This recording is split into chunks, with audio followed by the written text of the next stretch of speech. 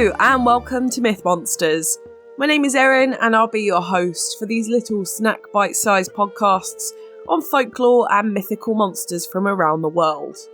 These podcasts focus on the actual cryptids, folklore and mythic monsters from global mythology, rather than focusing on the full stories of heroes and their big adventures.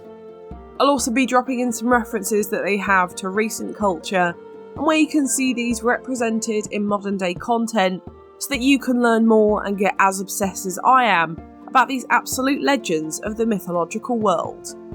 Thankfully, I am feeling a lot better this week. I'm still not 100%, but I am getting there, so you might still hear some cold in my voice. But before we get started, amazing news, we hit 100,000 downloads this week. I'm absolutely thrilled. I'm so unbelievably blown away. Thank you so much for listening and for interacting with me. It's been a pleasure to bring this to you, and I hope to bring many, many more and for us to have many, many more downloads. But it really means a lot to me and I'm so unbelievably grateful. So thank you so much. But spring is in full swing here at the moment, and whilst I'm revelling in that sunshine, my poor little ginger skin is not, and I have very nearly been sunburned multiple times already. So, to counter this, I'm spending a lot of time writing as many episodes as possible, but that's mostly to prep for my 2-week holiday in May, which is coming up. There won't be a break, it will just continue as normal, I will just not be physically there, I suppose. Anyway, Erin, enough babbling, let's get on with this week's monster. We're heading over to one of my favourite places this week and going to the beautiful Philippines for a weird and wonderful creature, the Tikbalang. The Tikbalang is generally described as a half-man, half-horse monster with just the head of a horse with glowing red eyes and the full body of a man covered in dark brown, thick horse hair. They are said to have immensely disproportionate limbs, with their knees reaching above their head when they squat, and instead of feet, they do have hooves. They also walk on 2 legs, just to make that clear, they are not like centaurs. Tikbalang are sometimes known as werehorses, and have the power of shape-shifting, which they would use frequently to turn into either full human people, or to be completely invisible. They could also project illusions and speak in familiar voices to humans, causing immense confusion.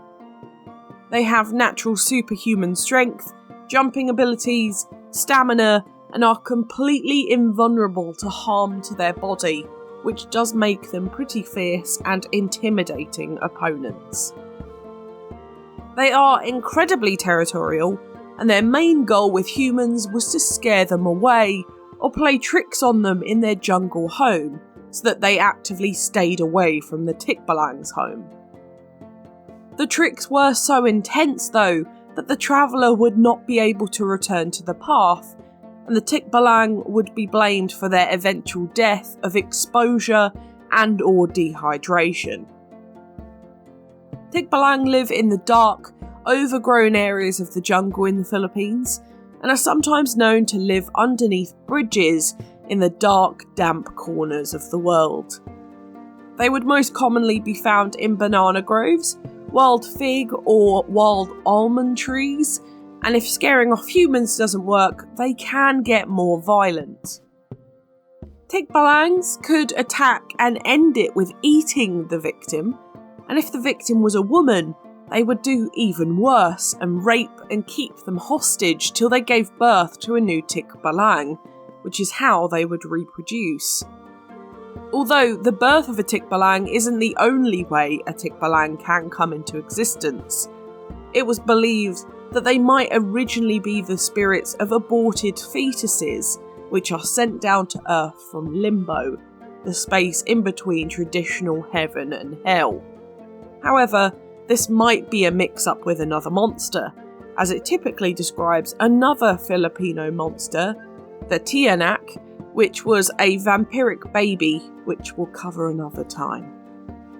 Tikbalang were also often mixed up with other Filipino male forest monsters, such as the kapre and the Nuno Punso, as they were sometimes depicted with their traditional items that you would find with them, such as cigars and large hats. We've covered the Capre before, but they are large tree-dwelling male spirits, very often seen with cigars. But the Nuno Punso is also typically a male spirit and are the spirits of ancestors. They both generally look after the forest and the trees within it, and will cover the Nuno Punso another time. But you can hear all about the Capre in their episode. As Tikbalangs are traditionally male monsters, so kidnapping and raping women is part of their MO, even if sometimes it is for forced procreation. We can't ignore that horses are usually symbols of male sexuality, and actually male insecurity about genital sizes, which is the same thing as something like centaurs in Greek mythology. So this kind of behaviour reflected in that mythology across the world is not surprising when it comes down to kidnapping and forcibly procreating with human women. Tikbalang are considered aswang, which are the demons of Filipino mythology, and whilst this is a dangerous creature, you could actually tame them by obtaining over half of its hair, which will force it to do your bidding. Much like how you could tame demon horses in other mythologies to obey you by putting on a saddle, for example. It's said that you should jump on the creature's back and tie it up with a specially prepared Tikbalang rope until it is completely exhausted, where it will admit defeat. Sometimes the monster would give a person all of this hair that he thinks is trustworthy, and the hair must be wrapped around the middle finger to get the supernatural abilities of the Tikbalang, such as the strength, speed, durability, and the imperviousness to harm. You could also summon a Tikbalang with this for life, so you could use them for free horseback rides. But how would you scare off this monster from attempting to scare you off, or pick you up and take you off into the sunset? Well, there were two ways that you could do this. You could either wear your clothes inside out, as this indicates you're already entering the elemental realm because you are rejecting the usual human ways. The other would be to ask for permission out loud to enter a place, which is seen to be polite to the unseen beings of the forest, which comes from the ancient cultures of respecting nature and the natural balance of things. You could also just generally keep quiet and to yourself, and most of the time they won't bother you either, so there's that too. Heading on over to their etymology, there are different spellings per region, but Tikbalang is from Kapampangan, and the root word balang means to jump, as well as being the names of locusts in Tagalog, which links to their overly long limbs like locusts and grasshoppers, which have the arched legs that are taller than their bodies, much like the gross disproportionate limbs. Their history, though, is very interesting, as it goes back to the colonisation of the Philippines by the Spanish. This happened in 1565, and we know this because horses did not even exist in the Philippines before the Spanish brought them across. However, we did know that the Tikbalang already existed in the culture. There was just no mention of the horse features that we know about them now. Originally, before the Spanish colonisation, Tikbalang were considered to be nature spirits, or ghosts of the forest, that were massively feared but respected by locals. However, when the Spanish came over with a very large Christian influence, as we see with it across Europe, older beliefs were feared and demonised, and the Philippines were no different, with friars and religious figures in the community remodelling the descriptions of peaceful spirits to discourage belief in anything other than the religion that they brought with them from Europe. The first actual documented evidence of the horse demon was from 1750, and this was talking about a boy being kidnapped by a Tikbalang, and I have an extract. A very tall and skinny black man, with a long face like a horse. the shins of his legs reaching above his head when squatting down. He had very long ears and nose and somewhat short horns on his forehead, very large and frightening eyes, and the mouth of a horse. There is also a popular saying in the Philippines about the Tikbalang, which is still present in culture now, which is typically announced when it is raining on a sunny and clear day. A Tikbalang is getting married. This is linked to the Spanish idea of a witch or trickster getting married on a rainy, clear day, which isn't just Spanish, it has a European influence and ended up over there because of the Spanish in the end. The Tikbalang myth spread outside of the Philippines too, and ended up in India, where there are two different representations due to the two different religions in India. In Hindu interpretations, which began around 200 AD, the Tikbalang became a horseman, which was an incarnation of the Hindu god Vishnu. Later, in Buddhist reinterpretations, the god Hayagivra became a yaksha, or nature spirit, with a horse's head and the power to cure illnesses. He was generally a guardian type of god, and he embodied compassion of all the Buddhas and enlightened speech. This also affected China, who took massive inspiration from Buddhism, and within their mythology, when you die, you are greeted by two guardians, Oxhead and Horseface, who escort the souls to the underworld. They are the messengers of hell and are also represented in Japanese and Vietnamese mythology because of the Chinese influence. So all of the Asian folklore monsters make their way back to each other. Coming off of that, there are a few other mythical creatures we can compare the Tikbalang to, such as the Minotaur and the Centaur for the easiest of them. Both of these monsters are traditionally representative of men and the animalistic nature of the half-man, half-domineering beast, with a fondness for killing people in their territory and kidnapping, assaulting, and impregnating young women. The Minotaur was a lone creature such as this one, but centaurs typically stick to larger packs, and whilst both of them protected the place they had made home, neither are considered guardians of nature, but the Minotaur at least had his own set place that he guarded, I suppose. Now, moving on to modern media, there is not much going on here for the Tikbalang itself, so I've put in as many as I can, but I filled the rest out with centaur-type media. For art, there's not really much portrait or formal art for this one, so I'd have a look at the independent art for this monster for some spooky but cool stuff. In movies, we have creatures of Philippine mythology, Tadhana, Fantasia, Harry Potter, TMNT, Hercules, The Fearless Four, Teen Titans Go vs Teen Titans, and The Golden Voyage of Sinbad.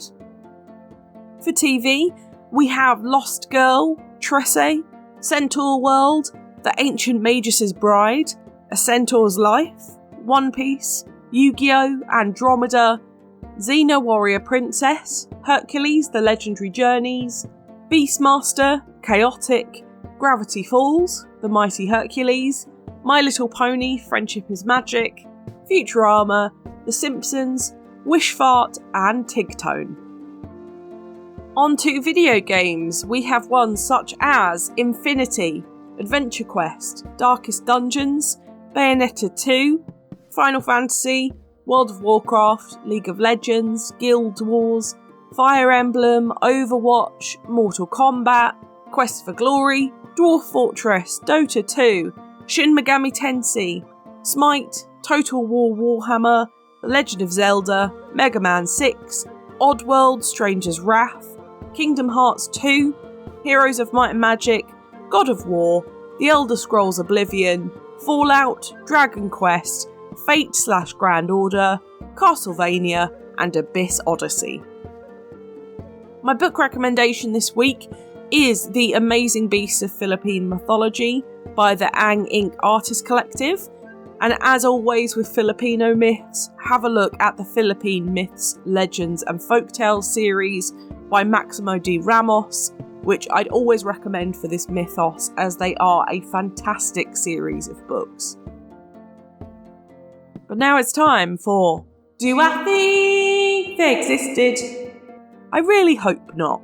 It sounds like a really horrible monster that I certainly wouldn't want to run into in the woods, or anywhere else for that matter. I'm kind of okay with the thought of centaurs, and the second half of them being horses, but the head of a horse version really freaks me out. I guess it's the same kind of issue that I have with opposite mermaids, with the fish heads, the human bottom halves, which I'm sure works better on a human reproductive system front, but otherwise, freaky. But do I expect to find this monster when trekking through the Philippines? I'm afraid not, but I totally see why they exist and how they represent the older idea of respecting the quiet of nature and the forest, and the repercussions of this if you didn't, which I love as a tradition, especially as it's represented within folklore to this day. I do like this monster though, and I've never really thought about the horse/male human sexual vigour thing in my head, and it was like a light bulb moment, especially with the centaur and minotaur links, and it's definitely made it a lot more interesting in my book. And it is so fascinating to me that we can link this animalistic trait to the human condition in some way, and that is reflected in our folklore. It is so interesting. If you've heard my other Filipino monster episodes, you'll know it's one of my favourite mythologies, so I loved covering this, and I certainly hope that when I finally get out there, that this horse boy won't be waiting for me. That would be great. But what do you think? Did the Tikbalang stalk the forests of the Philippines? Let me know on Twitter, I would love to know what you think about this one. I really enjoyed this monster, as horrible as they sound. I was actually first introduced to this back when I was doing my playwriting masters with my wonderful Filipino bestie, Dominique. She was writing a play about Filipino monsters, and the Tikbalang wasn't in it, but it was one that we discussed. So it's nice to finally do a deep dive into it to understand it more, especially from a Western perspective. I think it's really important for us to understand each other's mythologies and folklores and cultures across the world. Next week, though, we are coming back to roost in the UK for a monster I have covered before on a guest spot on another podcast, but we need to do it at home, so let's go fae hunting for the Spridgeon next Thursday. For now, thank you so much for listening. It's been an absolute pleasure as always. If you enjoyed this podcast, please give it a rating on the service you are listening on. I've got the Twitter for any questions or suggestions on what monsters to cover next, and I'd really love to hear from you. The social media handles for TikTok, YouTube, Threads and Instagram are Myth Monsters Podcast, and the Twitter is Myth Monsters Pod. But all of our content can be found at mythmonsters.co.uk, including some very cool merchandise, and you can find us on Good Pods, Buy Me a Coffee and Patreon if you want to help me fund the podcast too. Come join the fun though, share this with your pals, they might love me as much as you do. But for now, stay spooky, and I'll see you later babes.